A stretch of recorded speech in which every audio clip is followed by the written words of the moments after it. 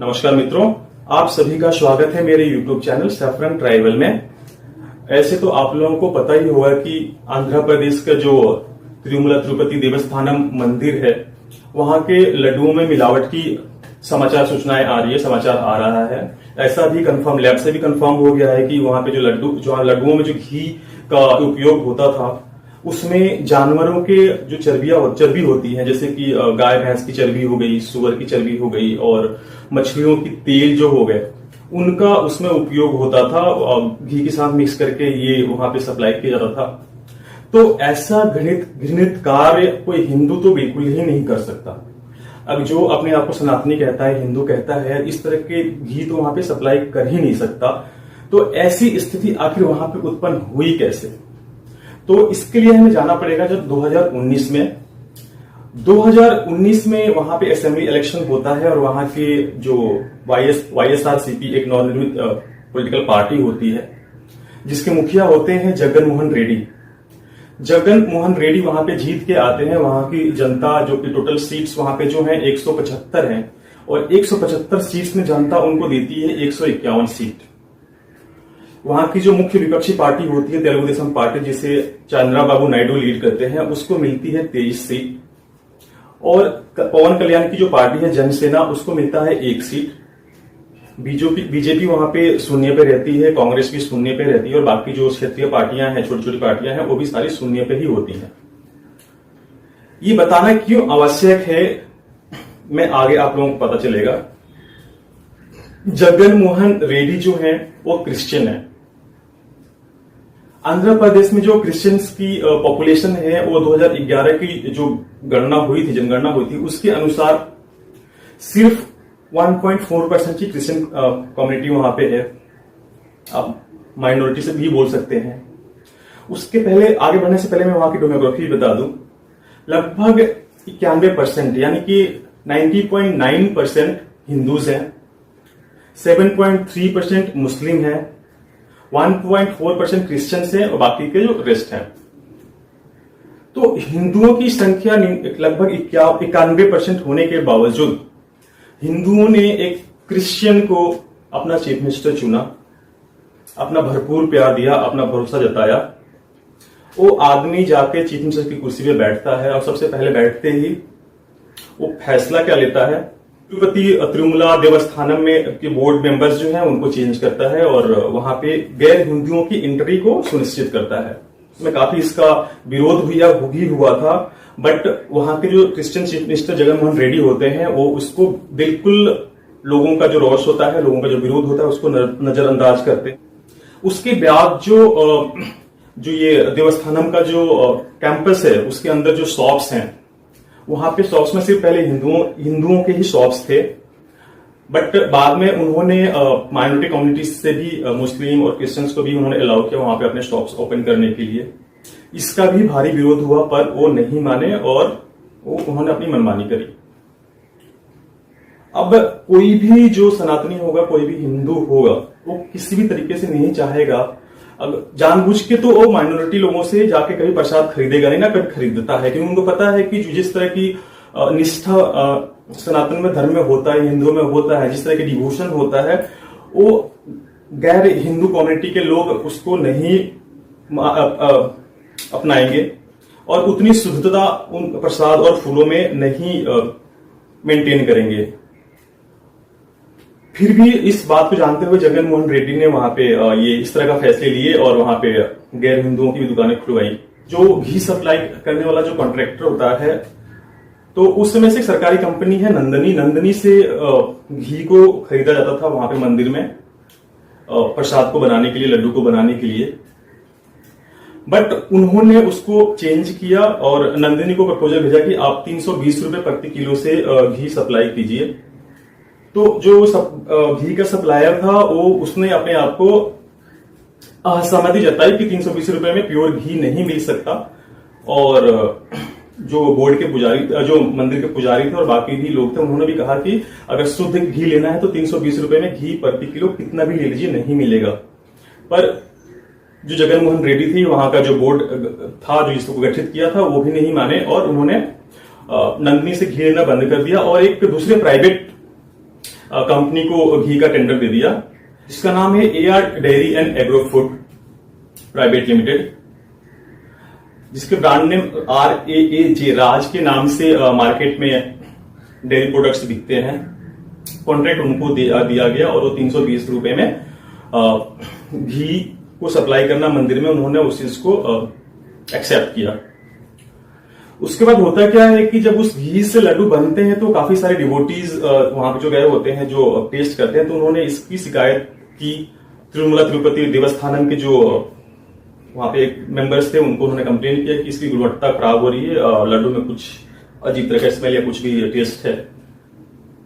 वहां के जो मुख्य पुजारी थे, पहले का भी तो चेंज हो गए हैं, रमन्ना दीक्षित, उन्होंने भी इसकी शिकायत करी कि इसकी गुणवत्ता पे अभी भी उन्होंने फिर अभी ऑन रिकॉर्ड कहा है कि उन्होंने इसकी शिकायत की थी कि इसकी गुणवत्ता में कॉम्प्रोमाइज हो रहा है, पर उनकी बात को दरकिनार कर दिया गया, कहीं से भी नहीं सुना गया। उनकी चीख पुकार को किसी ने नहीं सुना।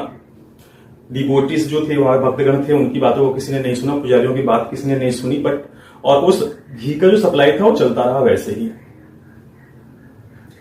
उसके बाद 2024 का इलेक्शन होता है और ये जगन मोहन रेड्डी ये मान के चल रहे होते हैं कि हाँ, मुझे तो कोई हरा ही नहीं सकता। जब इतनी बड़ी जीत उनको मिली तो वो आई थिंक अपना मानसिक संतुलन उनका बिगड़ गया था, तो उनको ये भी लग रहा था कि 2024 में भी वही आएंगे, बट हुआ इसके उलट। 2024 के इलेक्शन में वो बुरी तरीके से हार गए। उनकी पार्टी सिर्फ 11 सीट, 175 में सिर्फ 11 सीट ही ले पाई। वहीं बीजेपी, टीडीपी और जनसेना की जो पार्टी थी, टोटल कहें तो 164 सीट्स एनडीए लेके आई, जिसमें कि टीडीपी का जो था वो 135, जनसेना का 21 और बीजेपी का 8 सीट मिला के है। क्रिश्चियन जो कि माइक्रो माइनॉरिटी में है, 1.4% जिसका पॉपुलेशन वहां के हिंदुओं ने छप्पड़ फाड़ के उसको वोट दिया और राज्य के सबसे शीर्षतम स्थान पे पहुंचाया। पर ये जगन मोहन रेड्डी की जो सरकार थी, जगन मोहन रेड्डी जो थे, उन्होंने हिंदुओं को क्या दिया? उन्होंने हिंदुओं के दी पूरे विश्व भर में बदनामी। मंदिर की जो पवित्रता थी उसको भंग किया। करोड़ों करोड़ों हिंदुओं की जो आस्था थी उसके साथ खिलवाड़ किया। तो शायद जगन मोहन रेड्डी की मानसिकता वैसी ही होगी। उन्हें भी कुछ इस तरह की ही शिक्षाएं मिली होंगी, जिसकी वजह से उन्होंने इस तरह के कारनामा किया। और ये हिंदुओं के साथ बार बार होता है। हिंदू जो है बार बार किसी अलग धर्म के व्यक्ति को या ऐसे करके उन पे भरोसा करते हैं, भरोसा करके उनको अपने सिस्टम पद पे बिठाते हैं, फिर हिंदुओं को छला जाता है। और हिंदुओं के साथ एक ही छल ही था। जगन मोहन रेड्डी नाम सुनने से तो लगता नहीं है कि वो क्रिश्चियन होंगे। नाम बिल्कुल हिंदू है। उन्होंने शायद अपना नाम भी इसलिए नहीं चेंज किया होगा कि हिंदुओं के मन में फिर किसी भी तरह से मतलब कि भ्रम में रहे। जगन मोहन रेड्डी में इतनी साहस आई कहां, जहां पे 91% लोगों के साथ इन्होंने इतना बड़ा छल किया। इनकी हिम्मत बढ़ती कहां से है? क्या हिंदू इतना कायर हो गया है? इनकी रीढ़ की हड्डी बिल्कुल सड़ गई है कि ये किसी भी चीज का प्रतिकार नहीं करते, किसी भी चीज का विरोध नहीं करते। और इस समस्या का समाधान है क्या? इस समस्या का यही समाधान है, जब तक हिंदू बटा रहेगा जाति में, वर्ण में और अलग अलग चीजों में, तब तक उनको इस तरह से छला जाएगा। 1200 साल के इतिहास में हिंदू पहले से ऐसे छला गया है, पहले मुगलों के द्वारा, फिर अंग्रेजों के द्वारा, फिर अब ये जो देश के स्वतंत्रता के बाद भी देश के अंदर जो गद्दार है उनके द्वारा। तो हिंदुओं को एक स्टैंड लेना पड़ेगा। अभी जो जनसेना के जो पवन कल्याण है, उन्होंने कहा है कि हिंदुओं के लिए एक बोर्ड बनना चाहिए, जो कि अलग धर्म के लोगों के लिए भी बोर्ड है, उसी तरह से हिंदुओं के लिए एक बोर्ड होना चाहिए जहां पे इस तरह की समस्याएं हो, जहां पे सुनवाई हो सके। तो इसका समर्थन तो हर कोई करता है, बट हिंदुओं को भी इसके बारे में सोचना चाहिए कि अगर उनके साथ इस तरह से छल बार बार हो रहे हैं तो आखिर क्यों हो रहे हैं? आखिर वो ऐसे लोगों पे कैसा भरोसा कर लेते हैं जो उनके भरोसा को तोड़ के उनकी आस्था को कुचल के आगे बढ़ जाते हैं। तिरुमला तिरुपति देवस्थानम के अंदर कन्वर्जन की भी बातें आई थी कि वहां पे गलत तरीके से लोगों को क्रिश्चियन बनाया जा रहा है, या इस तरह से वहां पे पादरी और जो फादर होते हैं उनको भी देखा गया, तो उनकी भी एक्टिविटीज प्रीमाइसेस पे देखी गई थी। जो भी ये जिस तरह की घटना वहां पे घटी है उसमें हिंदुओं को सोचना होगा कि और अपने फैसले सोच समझ के लेना होगा, नहीं तो इस तरह से इस तरह से ही उछला जाएगा और चलते रहेंगे और उनकी आस्था के साथ, उनकी विश्वास के साथ, उनके आराध्य के साथ ऐसे ही विश्वासघात होता रहेगा। तो आप लोगों से देखिए, इसमें क्या है कि गवर्नमेंट जो है उसको भी कड़ा से कड़ा एक्शन लेने की जरूरत है। अगर जगनमोहन रेड्डी ने इतना बड़ा पाप किया है, इसे तो अपराध भी नहीं कहेंगे, ये पाप है। अगर अलग धर्मों में होता तो अभी तक उनका क्या हश्र होता आप सभी लोग जानते हैं। बट वो हिंदुओं की आस्था के साथ इसीलिए खेल पाते हैं कि हिंदू टॉलरेट करता है हर चीज को बोलता है अच्छा चलो जाने दो। तो यही एक सबसे बड़ा कारण है जिसके साथ हिंदुओं के साथ इस तरह से होता है। तो मेरा जो आग्रह है गवर्नमेंट से, खास करके सेंट्रल गवर्नमेंट से, या जो भी आंध्र प्रदेश की चंद्रबाबू नायडू के अंडर में पुलिस है या जो भी एडमिनिस्ट्रेशन है, इसकी जांच वो गहराई से कराएं और जांच आने के बाद जो भी इसके लिए दोषी है उसको सजा दें। और भगवान वेंकटेश से मेरी प्रार्थना है कि जिस भी पापी ने इस पाप को किया है, अगर सरकार इसमें कोई एक्शन नहीं ले पाती है या उस आदमी के साथ कोई दंड नहीं दे पाती है, तो भगवान वेंकटेश से मेरा यही अनुरोध होगा कि वो उस आदमी को ऐसी सजा दें, ऐसा दंड दें कि उसकी आने वाली पुश्ते भी इसके बारे में ना सोच पाए और कोई भी इस तरह की चीज ना सोच पाए कि हाँ किसी जो हिंदुओं की मान्यताएं हैं, जो हिंदुओं के भगवान हैं, उनके साथ कोई इस तरह से कुछ कर पाए। आज मन जो है काफी विचलित है, हृदय में बहुत पीड़ा है कि इस तरह की चीजें यहां पे मतलब कि हुआ है। हम सब ने बहुत ही प्यार से या श्रद्धा के साथ वहां के प्रसाद को ग्रहण की पहले माथे से लगाया होगा, फिर ग्रहण किया होगा। और इस तरह के विश्वासघात किसी भी सनातनी को नहीं बर्दाश्त करना चाहिए, नहीं तो इस तरह की घटनाएं आप लोगों के साथ होती रही हैं और होती रहेंगी।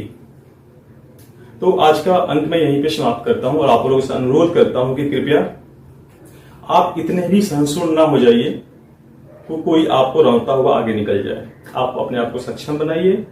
आपके लिए कौन अच्छा सोचता है